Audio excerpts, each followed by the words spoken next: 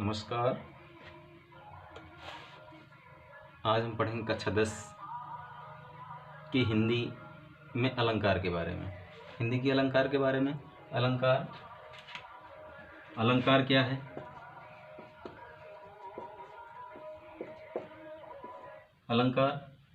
अलंकार की परिभाषा होती है, अलंकार की सामान्य परिभाषा होती है कि किसी या काव्य की शोभा बढ़ाने वाले तत्वों को अलंकार कहते हैं। काव्य की शोभा बढ़ाने वाले तत्वों को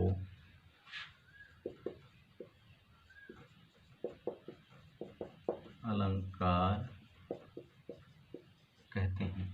अलंकार जो है ये आपकी परीक्षा में पूछा जाता है। अक्सर अलंकार आपकी परीक्षा में पूछा जाता है।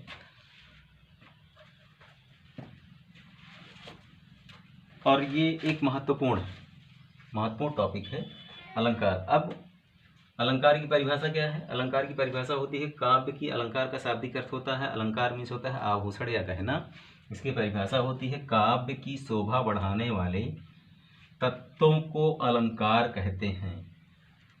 तत्वों को अलंकार कहते हैं। ये दो प्रकार के होते हैं। ये दो प्रकार के होते हैं। पहला कौन है? पहला है इसमें शब्दालंकार और दूसरा है इसमें अर्थालंकार। शब्दालंकार और अर्थालंकार। आपके पाठ्यक्रम में जो है अर्थालंकार है, शब्दालंकार नहीं है, तो हमें अर्थालंकार के अंतर्गत पढ़ना है। लेकिन आज हम इस वीडियो के माध्यम से कम इतना शब्दालंकार और अर्थालंकार के भाग के बारे में पढ़ लेंगे। अलंकार की परिभाषा फिर से एक बार देखेंगे। अलंकार काव्य की शोभा बढ़ाने वाले तत्वों को अलंकार कहते हैं। ये दो प्रकार के होते हैं। नंबर एक शब्दालंकार, दूसरा अर्थालंकार। अब देखते हैं क्या। अब ये देखेंगे कि शब्दालंकार के कितने भाग होते हैं। पहला है शब्दालंकार। शब्दालंकार इसके निम्न भाग होते हैं। इसके निम्न भाग होते हैं। नंबर एक कौन कौन होते हैं? नंबर एक यमक अलंकार,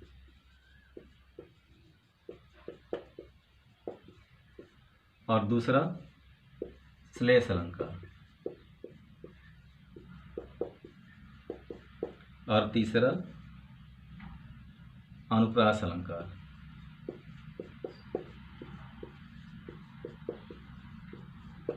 ये आपके कक्षा 10 के पाठ्यक्रम में नहीं है, इनसे हमारा कोई मतलब नहीं है। इनके भाग को जानें। और दूसरा आपका है, ये तो पहला था शब्दालंकार, और दूसरा आपका क्या है? अर्थालंकार। इसके भी निम्न भाग हैं। इसके निम्न भाग हैं। पहला कौन है? उपमा अलंकार,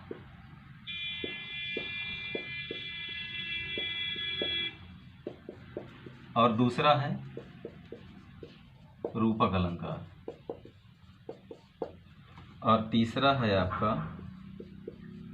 उत्प्रेक्षा अलंकार। और हमें इनको नहीं पढ़ना। शब्दालंकार के अंतर्गत जो यमक अलंकार और इसको नहीं पढ़ना है, श्लेष को नहीं पढ़ना है, और अनुप्रास को नहीं पढ़ना है। ये हमारे पाठ्यक्रम में नहीं। हमारे पाठ्यक्रम में अर्थालंकार है। अर्थालंकार के अंतर्गत जो है, पहला क्या है? उपमा अलंकार, दूसरा रूपक अलंकार, तीसरा उत्प्रेक्षा अलंकार। इन्हीं तीनों की उदाहरण सहित हमें परिभाषा पढ़नी है। तो आइए देखते हैं कि क्या परिभाषा है, इनके क्या उदाहरण हैं। तो पहली परिभाषा है आपकी, या पहला अलंकार है अर्थालंकार के अंतर्गत। पहला अलंकार आपका है उपमा अलंकार। पहला अलंकार क्या है? उपमा अलंकार।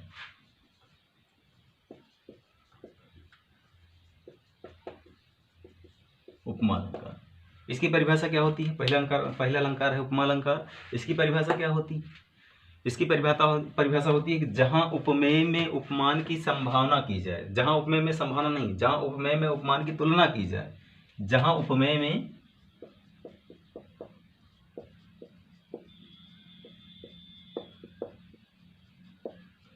उपमान की तुलना की जाए वहाँ उपमा अलंकार होता है। वहाँ उपमा अलंकार होता है। इसका उदाहरण क्या होता है? इसका उदाहरण होगा पीपर पात सरिस मन डोला। पीपर पात सरिस मन डोला। इस लाइन में जो है पीपल के पत्ते की तुलना मन से की गई है। पीपल के पत्ते की तुलना किससे की गई है? मन से की गई है। इसलिए यहाँ स्पष्टीकरण लिखेंगे। स्पष्टीकरण, इसका स्पष्टीकरण क्या होगा? स्पष्टीकरण ये होगा कि लिखेंगे उपर्युक्त लाइन में, उपर्युक्त लाइन में पीपल के पत्ते की तुलना मन से की गई, इसलिए यहाँ उपमा अलंकार, इसलिए यहाँ क्या है? उपमा अलंकार। अब आपका ये उपमा अलंकार अगर पूछा जाए कि उपमा अलंकार किसे कहते हैं या उपमा अलंकार की उदाहरण सहित परिभाषा लिखिए, पूछेंगे यदि उपमा अलंकार की उदाहरण सहित परिभाषा लिखिए तो आपको क्या लिखना है? उपमा अलंकार हेडिंग डालना है, उसके बाद लिखना है जहाँ उपमेय में उपमान की तुलना की जाए वहाँ उपमा अलंकार होता है। उदाहरण इसका होता है पीपर पात सरिस मन डोला। स्पष्टीकरण, उपर्युक्त लाइन में पीपल के पत्ते की तुलना मन से की गई है, इसलिए यहाँ पे उपमा अलंकार है। यदि आप इतना लिखते हैं तब जा करके आपका क्वेश्चन तैयार होता है, कंप्लीट होता है। अगला है, उसके बाद आपका रूपक अलंकार। इसके बाद है रूपक अलंकार।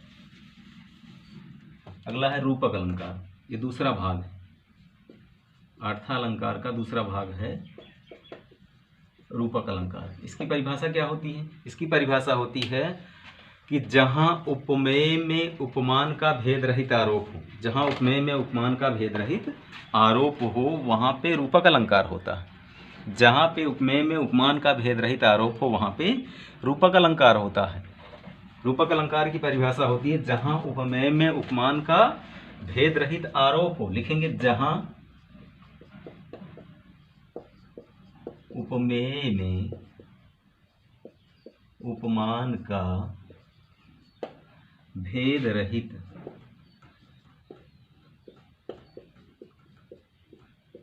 आरोप हो वहाँ रूपक अलंकार होता है।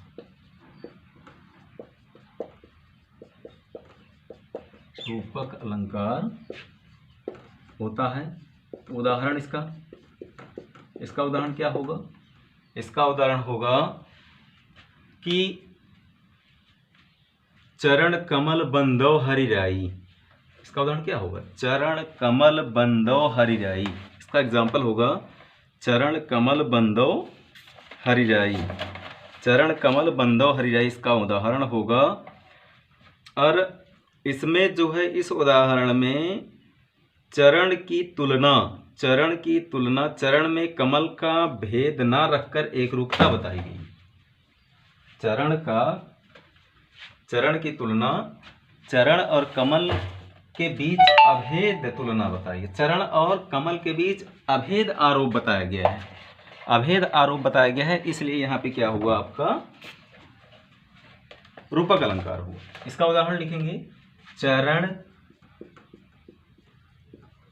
कमल बंदो हरिराई। चरण कमल बंदो हरिराई, यहाँ पे चरण और कमल का अभेद आरोप दिखाया गया है, इसलिए यहाँ पे रूपक अलंकार हुआ। और यहाँ पे स्पष्टीकरण लिख देंगे इस तरह से।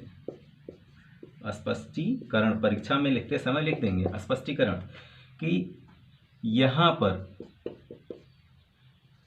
चरण और कमल में अभेद आरोप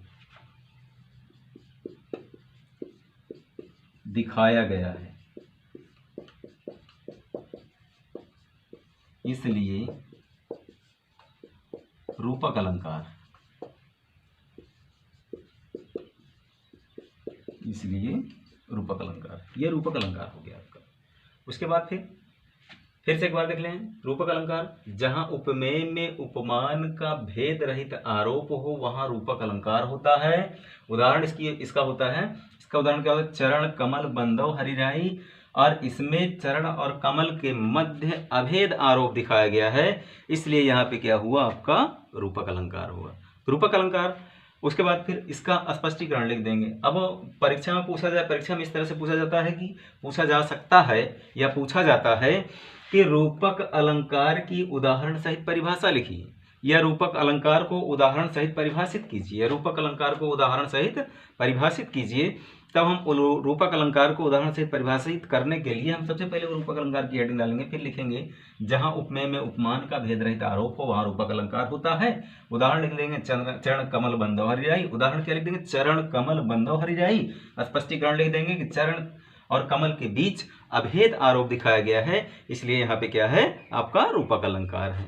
बस यही है, इतना लिखेंगे तब आपका क्वेश्चन पूरा माना जाएगा। ठीक है। उसके बाद फिर अगला आपका है उत्प्रेक्षा।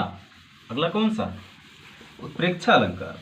अगला अलंकार आपका है उत्प्रेक्षा।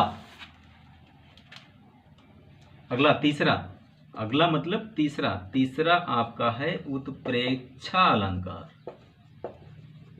उत्प्रेक्षा अलंकार, इसकी परिभाषा क्या होती है? इसकी परिभाषा होती है जहां उपमेय में उपमान की संभावना की जाए, जहां उपमेय में उपमान की संभावना की जाए वहां पे क्या होगा? उत्प्रेक्षा अलंकार होगा। इसलिए इसकी परिभाषा लिखेंगे जहां उपमेय में उपमान की संभावना की जाए,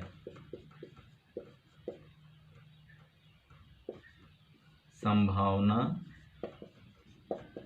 की जाए वहां उत्प्रेक्षा अलंकार होता है, उत्प्रेक्षा अलंकार होता है। वहां पे क्या होता है? उत्प्रेक्षा अलंकार होता है। इसका उदाहरण, इसका उदाहरण, अब क्या बचा? उदाहरण। उदाहरण का मतलब, अब ये तो परिभाषा हो गई कि उत्प्रेक्षा अलंकार के बाद जहां उपमेय में उपमान की संभावना की जाए वहां उत्प्रेक्षा अलंकार होता है। अब उत्प्रेक्षा अलंकार की परिभाषा, उत्प्रेक्षा अलंकार की परिभाषा क्या होती है? परिभाषा तो हो गई, लेकिन एग्जाम्पल इसका क्या होता है? अब एग्जाम्पल देखेंगे। इसका एग्जाम्पल होता है सोहत ओढ़े पीत पटु श्याम सलोने गात। सोहत ओढ़े पीत पटु, उदाहरण लिखेंगे सोहत ओढ़े पीत पटु श्याम सलोने गात, श्याम सलोने गात। मनो नीलमणि शैल पर, नीलमणि शैल पर आतप पर्यो प्रभात, आतप पर्यो प्रभात। मनो नीलमणि शैल पर आतप पर्यो प्रभात, ये आपका उत्प्रेक्षा अलंकार। उत्प्रेक्षा अलंकार जहां उपमेय में उपमान की संभावना की जाए वहां उत्प्रेक्षा अलंकार होता है। उदाहरण इसका होता है कि सोहत ओढ़े पीत पटु श्याम सलोने गात, मनो नीलमणि शैल पर आतप पर्यो प्रभात। अब इसमें जो है स्पष्टीकरण इसका क्या होगा? इसका स्पष्टीकरण ये होगा, इसमें लिख देंगे, इसका स्पष्टीकरण लिखेंगे कि यहाँ पीला वस्त्र धारण किए हुए कृष्ण के श्याम शरीर में प्रातःकालीन धूप में शोभित नीलमणि शैल की संभावना की गई है, अतः यहाँ पे क्या हुआ? उत्प्रेक्षा अलंकार है। उसके बाद अगला एग्जाम्पल अगर हम चाहेंगे तो एक आध एग्जाम्पल और लिख देंगे, ये नहीं याद होता है तो मोर मुकुट की चंद्रिकनु यो राजत नंद नंद, मनु शशि शेखर की अकस किए शेखर सत चंद्र। इस तरह से है, इस तरह से क्या करते हैं हम इसका भी एग्जाम्पल लिख सकते हैं। उसके बाद अब इसमें बारीकी क्या बताना है कि जिससे आपको तीनों अलंकार याद हो जाए। इसको आप नोट कर लेना। नोट करने के बाद अब हम आपको बारीकी बता रहे हैं कि कैसे तीनों अलंकार की परिभाषा एक अलंकार की परिभाषा याद करने से हो जाएगी, याद हो जाएगी। पहला आपका है उपमा अलंकार। उपमा अलंकार पहला उपमा अलंकार है। अब इसकी परिभाषा होती है जहां उपमेय में उपमान की संभावना, जहां उपमेय में उपमान की संभावना, संभावना नहीं तुलना, उपमान की तुलना की जाए, तुलना की जाए, वहां उपमा अलंकार होता है। और दूसरा है आपका रूपक अलंकार। दूसरा है रूपक अलंकार। इसकी परिभाषा होती है जहां उपमेय में उपमान का भेद रहित आरोप हो, वहां रूपक अलंकार होता है। वहां पे रूपक अलंकार होता है। उसके बाद तीसरा है आपका उत्प्रेक्षा अलंकार। तीसरा क्या है? उत्प्रेक्षा अलंकार। उत्प्रेक्षा अलंकार की परिभाषा होती है जहां उपमेय में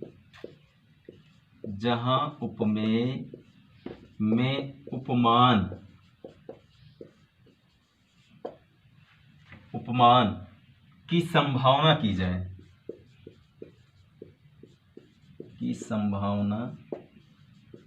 जाए, वहां उत्प्रेक्षा अलंकार होता है। अब इसमें सोचने की क्या बात है, यहाँ जहां उपमेय में उपमान की, उसके बाद इसमें भी है जहां उपमेय में उपमान का, इसमें जहां उपमेय में उपमान का, ये सारी बातें तीनों में कॉमन है। रूप उपमा अलंकार में क्या है, सारी बातें वही है। उपमा अलंकार में है कि उपमान की तुलना की जाए, उपमान की क्या की जाए, तुलना की जाए। और रूपक में क्या है, भेद रहित आरोप हो। और उत्प्रेक्षा में क्या है कि संभावना की जाए। बाकी सारे बातें वही हैं, बाकी सारी बातें क्या हैं, वही हैं। तुलना अगर होगा तो वहां पे उपमा अलंकार हो जाएगा, आरोप अगर होगा वहां पे तो रूपक अलंकार हो जाएगा, संभावना अगर होगी तो वहां पे उत्प्रेक्षा अलंकार हो जाएगा। यही दो तीन बातें आपको याद रखना है। बाकी उपमेय में उपमान की, उपमेय में उपमान का, उपमेय में उपमान की, यही ये उपमेय में उपमान की दोनों तीन ये बातें जो है सब में कॉमन है। यही बातें सब में दी गई।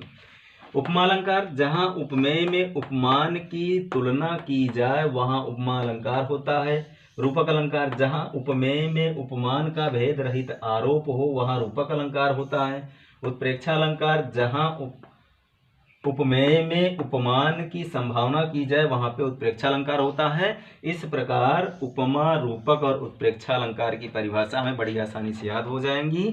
तरह तरह की किताबों में अलग अलग परिभाषाएं दी गई हैं। अगर अलग अलग परिभाषाएं, तरह तरह की किताबें पढ़ेंगे तो तरह तरह की किताबों में अलग अलग परिभाषाएं होंगी और उन परिभाषाओं से आप जो है डिस्टर्ब हो जाएंगे, कंफ्यूज हो जाएंगे, आपको अलंकार याद नहीं हो पाएगा और आपका नंबर छूट जाएगा। इसलिए निवेदन हमारा ये है और हमारा सुझाव ये है कि आप लोग इस परिभाषा को पढ़िए, एक बार प्रयास करिए कि देखिए याद होता है कि नहीं याद होता है। इसके बाद अब इसमें हम इस पे आधारित बताएंगे क्वेश्चन, इस पे आधारित क्वेश्चन बताएंगे।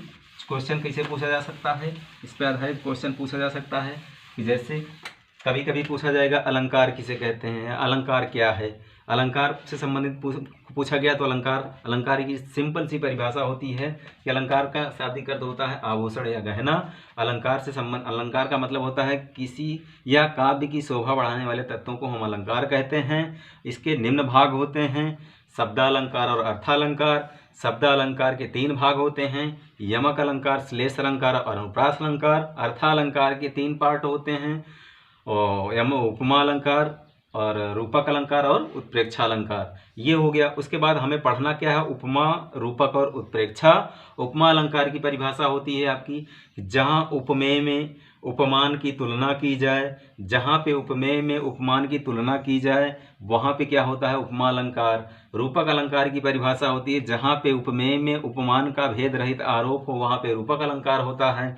और उत्प्रेक्षा अलंकार की परिभाषा होती है कि जहाँ पे उपमेय में उपमान की संभावना की जाए वहाँ पे उत्प्रेक्षा अलंकार होता है। ये तो आपकी हो गई परिभाषा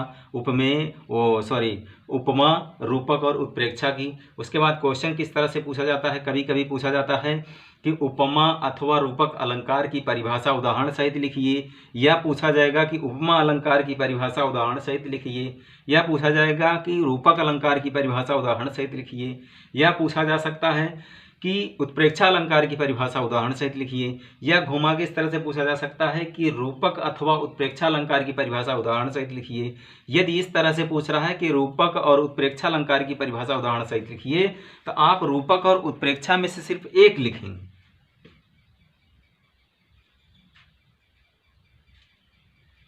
तो अब मिलते हैं, आज के लिए बस इतना ही। अब मिलते हैं अगले वीडियो में। तब तक के लिए नमस्कार, जय हिंद, आदाब, अस्सलाम वालेकुम।